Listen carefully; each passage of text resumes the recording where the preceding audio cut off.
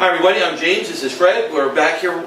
We've talked about 3 of the games already that we're going to be covering on Friday night, but as is always the case, Fred, it's week 6, and just like going to a buffet, whether you're going to go there's a lot of games. a lot on the plate here, and so this is going to be 3 other 2-minute drills. That's probably not enough, so let's do a quick 2 minutes on a few other big games in the Valley happening. And I'm going to throw one at you. We didn't even talk about. We're just kind of rehearsing here behind this. Let's go. One of them in South Hills at Ayala. Yeah, that's great because South Hills 4-1 through the preseason. You see what they did to Miracosta last week? They just rolled them. They had that game against Charter Oaks that they're tough. I'm going to do a feature on South Hills, and Coach Matt Becknell looking at what he did last year to this year. And this is a big game because everything they did. This could be the I think Glendora, Ayala, South Hills, maybe Bonita sneaks in there. But these games in the Palomares, the ones that are going to decide the league title and decide playoff spots, huge game for South Hills. Right off the bat at Ayala, and I'm going to take South Hills in this game, okay. Gotcha. And I know Ayala beat Diamond Ranch. That was a 10-7 game, and this is going to be close. But I've become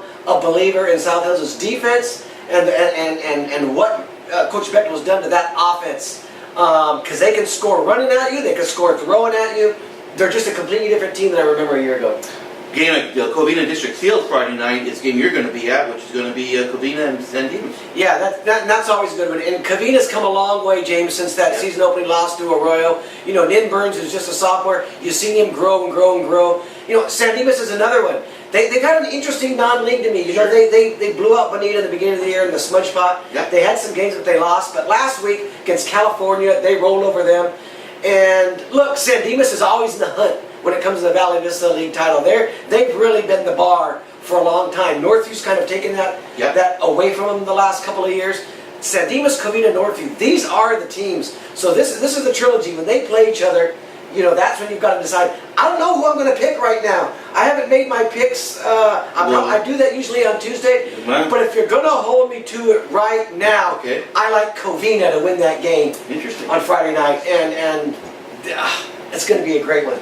It's also interesting, you look at the Rio Hondo League every year, you just don't know what you're going to expect. And this year is such a year where so many teams with winning records, and one of them, this game really jumped out at me, South Pasadena against Monrovia. Yeah. And Monrovia, even though they're 0-4, 0-5. They're 0-5. Look at the teams they play. And check this out, you could say, hey, this could be Temple City's year. They've had a good little non-league run. This could be San Marino's year. This could be South Pass. On paper, these teams have done really well. And then you got 0-5. Monrovia, and people are ready to bury them. And let me tell you what, James, they're still my Rio Hondo League favorite. I look at the teams they lost, some of the games that they've really been in, they've been in some tight games with some really good teams. Now, there's a couple games that got away from them that just kind of make me scratch my head.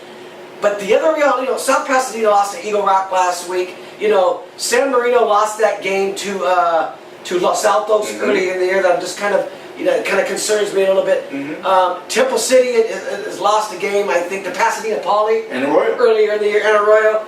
I still think Monrovia is the team to beat. 0-5 Monrovia. I'm taking Monrovia on Friday. A couple of games in the Whittier area real fast. One of them, which to me jumps out, is you have Alhambra playing Montebello. Montebello next week is going to play Sure, in which Alhambra's been kind of more impressive than they have been in recent years. I agree with you, and that game kind of also jumped at me, and then. Fred, there's Bishop Amat. There's Bishop Amat. Always Bishop Amat. And look, they saved everything last week. I mean, that gutty win with a third-string quarterback at Loyola. Goal line stand in the final 3 minutes where they force a fumble in the wood.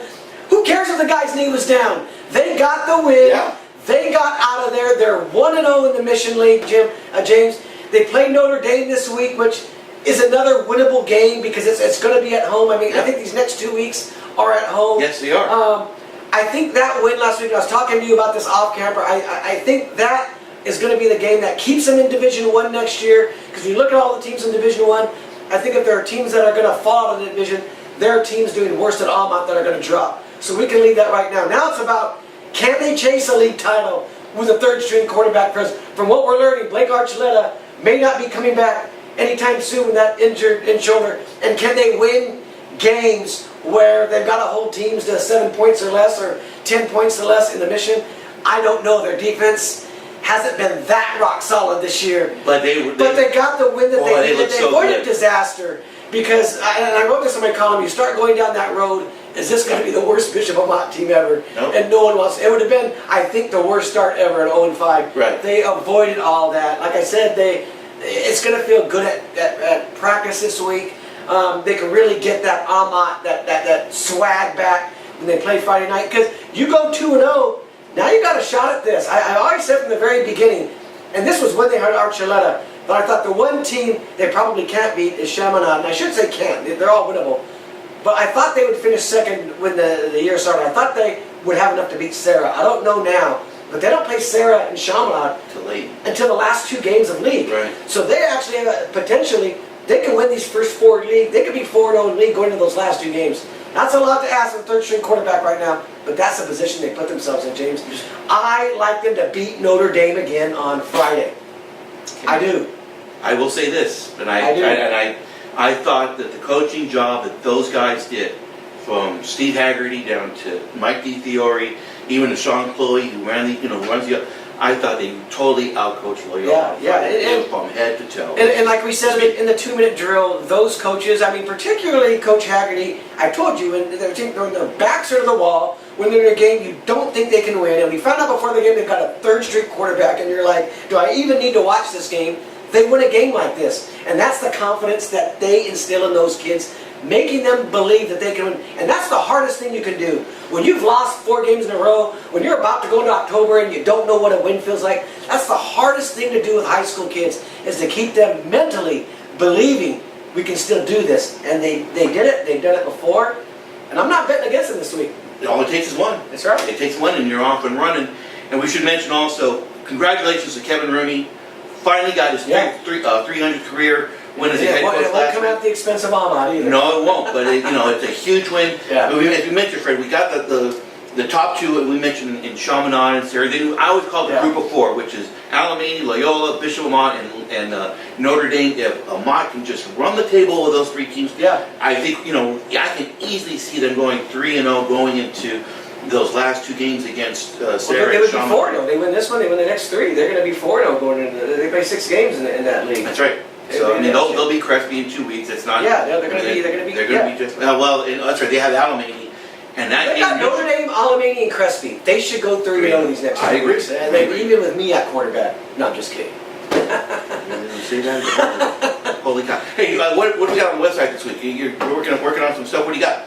Well, we got, I got a feature I said earlier on the South Hills and just their revival. They were at last year, coming back this year. Yep. Tomorrow on Tuesday, we'll have the 10 things to look out for this week when it comes to high school football. We call those the burning questions, James. That's correct. And just another week of building towards that big Friday. I mean, that's what this is all about. And we'll see. I want to find out over at Sheriff Lance Babb is going to play this week. Big question. But they should be Keppel. Let's just, I don't think. I was talking to the coach. I think there's a perfect spot to have a guy miss a game. It's probably Keppel. It's against Keppel. Yeah, believe me. I think he'll trade down. You want to see where Archuleta's at. Is this a season-ending thing? Parantes, he didn't play last week at St. Francis. He can be ready to go. I think that he is. Those are a couple of the storylines. Arcadia is another one that we can mention right at the end. 2-0, beating Muir and Burbank. I'm a believer in them. And we talked about Division 3, that dream final, St. Francis, Charter Oak, if you get there. In Division 11, my dream final is an Arcadia Arroyo. And I like the way they're both playing right now, both undefeated in league. I can see that one. I can see them going deep, too, in the playoffs. I'm going to give some final love here to my man, Frank Mazzoto, over at La Habra. 3-2. The 2 teams that they lost are really good teams. They lost to Upland, and I believe they lost to. I'm gonna just take a look here real fast. Here they lost to Mission Viejo, who, by the way, is I got number 3, James. Yeah, and they play a Sunny Hills team that is undefeated on Friday night. So that's going to be a game that I'm going to be kind of watching as well. Yeah. So hey, we got all the. James got the. We got to go back and forth with this depending on the night. He's got the Saturday morning quarterback column this week, so you watch him. The games that we couldn't be at. James will be he'll be watching the whole area, and then early Saturday morning you'll have your big wrap up, all your game stories, your Saturday morning quarterback. It'll be another great weekend, James. So make sure Saturday morning, get your cup of coffee, get your laptop out, pop up our website, the Tribune Yeah. or the Star News or at Yeah. the Whittier Daily And News. hopefully the Dodgers will have won that Friday night when we're all at football games. You know, my folks are going to the Yeah, game. Friday night. 7:30 games, so Yeah. we're going to be right now pounding out those football stories and getting back to the TV and watching those last 3 innings. They better not blow this. I hope not. We'll see you guys on Friday night, everybody. Thank you.